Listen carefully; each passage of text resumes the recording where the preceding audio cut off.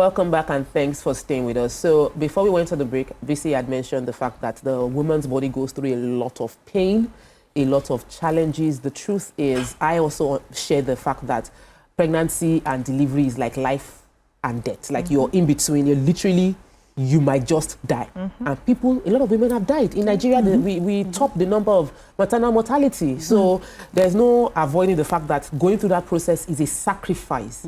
Okay.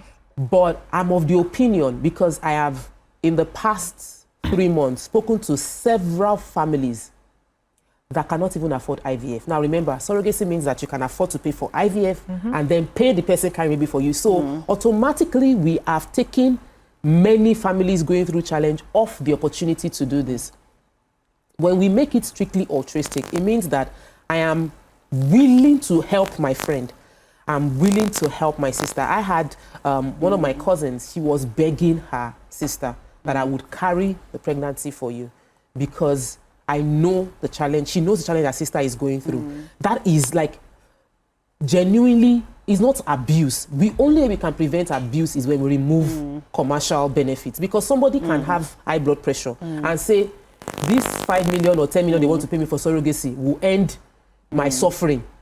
I would go through that thing that can kill me and carry the pregnancy because of money. People have donated kidney, not donated, they have sold their kidney. Even when they know that it's like you sell your kidney and then in future you now need kidney.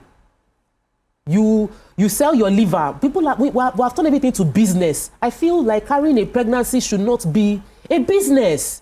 You know, donating your body parts should not be a business, because once you do it, you cannot prevent abuse. I was a bit confused earlier. I thought you were supporting BC and then... No, I'm not. It's a painful process. So it is something that should be, I am making this sacrifice for you. I am doing it because I care. I know you. You know? That's what it should be. It shouldn't be based on the argument of reproductive autonomy for women, you know, the right to make choices of their bodies and all of that. But when we bring it down here, they have some laws that, you know, will take care of certain loopholes in their legislation on that particular one. But when you come here, the line is thin between exploitation and that reproductive autonomy. Exactly. See this boy that he went to UK with. He was voluntarily donating that kidney for a fee. Yes. But the moment he crossed over, he open say, I bless say UK better past Nigeria. He changed his story. He changed his story to a pretty story. He's a trader. He was, you know, nobody now talked about the arrangement that they had. Even if he had a document which the senator failed to show, he would have, you know, still gone with that his asylum seeking story and he would have won.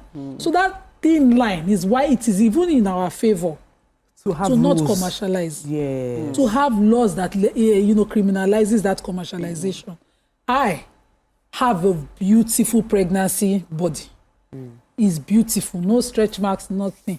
If I like, let me born 6. I have had several pregnancies, 2 kids.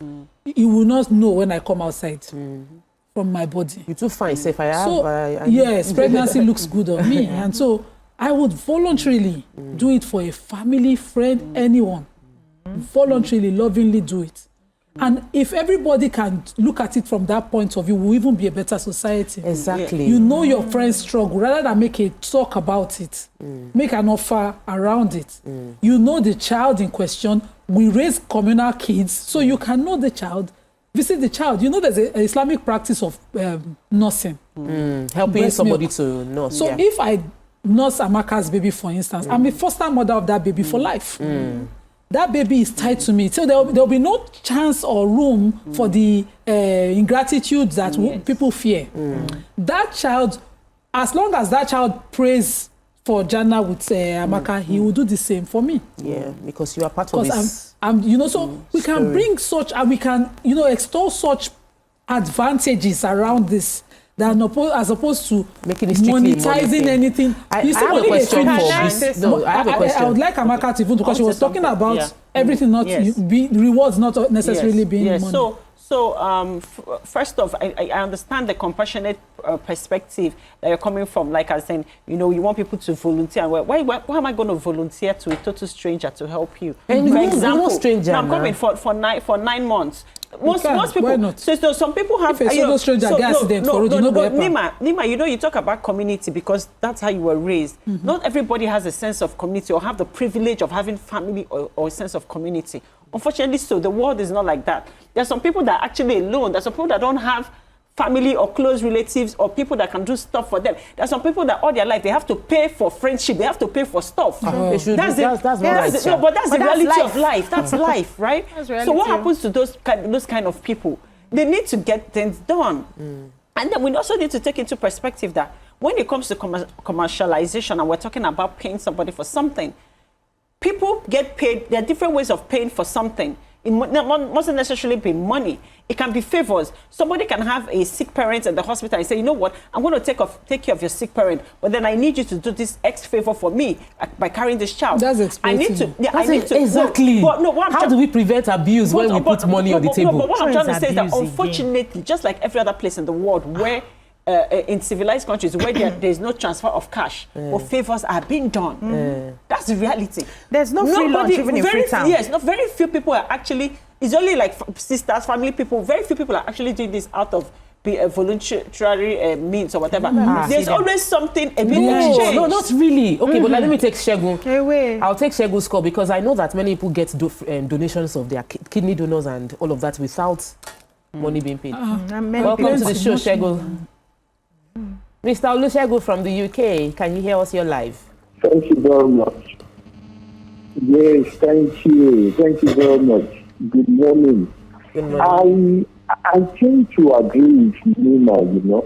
You need to balance the argument that the woman is going to undergo a lot of risk when carrying pregnancy and the fact that it shouldn't be commercialized.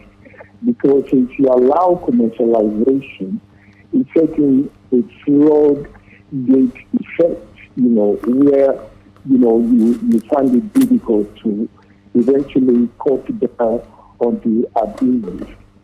And as for BC, I think he also has the point, but later listen to Nima's argument. You know, you need to balance it, you know, and that is my contribution. Thank you. Nima's argument is Nima's argument. Speaking, please, the moderator, try and allow them to speak because they do make, all of you make sensible contributions, you know, and I like your diversity, the way you are very independent in your thinking and analysis. So we like to listen to everybody. Thank you so much. That is my contribution. I wish you well, and I wish Amata a happy birthday. Thank you. All right. So yes. So I've listened to Nima's arguments. There's what they call the ideal, and there's what they call the reality. Most time in our heads, because of how we're raised, how morally upright we have been, how our parents have, you know, put heads together to say this is how the society should be, this is how it should be. Most times we have an ideal that we hope that this is what will translate to society. But if you look underneath all of the beliefs and hopes that we have of a better nation, you will see the reality of what really goes on. And from what I've seen in this life, right, in these small years that I've lived on this earth, I've realized that there's no free town, no free lunch in Freetown. Nobody does anything for free without an expectation. The expectation may not be disclosed, it may not be written, it may not be discussed, but there's a hanging expectation somewhere that because I've done this for you, one day, you have an opportunity to do one for me. And that's why a lot of people get heartbroken when after they have done something sacrificial, and then maybe the person now misbehaves and you hear, after all I have done for you. If you had no expectation, you will not use that statement when things scatter, right? So for safety and protection of everyone involved, I personally would like to make things more make open. it pure business. Make it, yes. It's not like it has to be business, but just put some things for the protection of everybody at the end of the day. We have seen situations where somebody decided to carry for sister. At the end of the day, she realized that, no, please, that is my baby. And before they realized what was happening, the man had to go behind to be packing the sister. So what do we do again? Let's just marry her and put her in the house. Breaking the first wife's heart at the end of the day. This is sister to sister. And this is somebody that said, okay, let me sacrificially do it for you. So even sisters can break your heart. What about an outsider or someone who's not maybe a family member but not so close, not an immediate family member? Friends can break hearts. Things can happen. Relationships don't work out anymore. At that point, you see this, our lovey-dovey, sacrificial, you will now start saying, no, I was the one that did this, I was the one that did that, I need a form of compensation. So why don't we just make it in such a way that what I want government to do is to heavily sit on that industry and say, we are going to regulate every agency that is involved, will be registered with us, will regulate you, will follow up, will make sure that whatever has been promised will be delivered. People are not exploited, people are registered, people are protected within the ambit of the law. Because if you want to take it away from commercializing it, people will go under the radar. Now we have baby factory. By that time, we now have surrogate factory under the radar, and things would happen because people are desperately looking for children.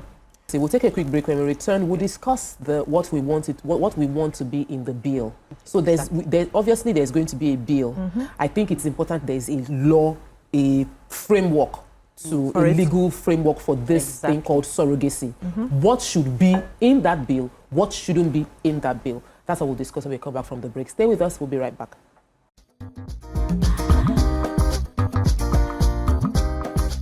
Stay tuned. Your View will be right back.